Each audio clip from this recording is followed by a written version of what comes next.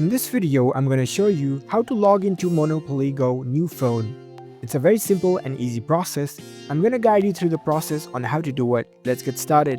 First of all, on your phone, launch the Monopoly Go app. After you are in the app, you will see this kind of interface. Now, if you are using a new phone, and in order to log into your Monopoly Go account, all you need to do is, over here you can see this Play with Friends option. Tap on it. It'll prompt you to connect with your Facebook account. If you are already logged into your Facebook account on your phone, it will directly access your Facebook account. So now you just need to allow the permission to connect to your Facebook account. It will recognize your Facebook account, and here you can see Continue as option. Tap on it.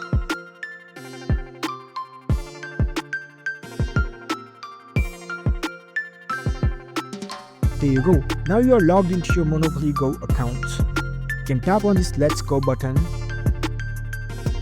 You just need to follow along the instruction process, and now you can play and enjoy your game.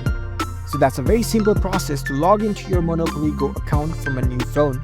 If you found this video helpful, don't forget to give this video a thumbs up and subscribe to our channel for more tech tips. Thank you for watching.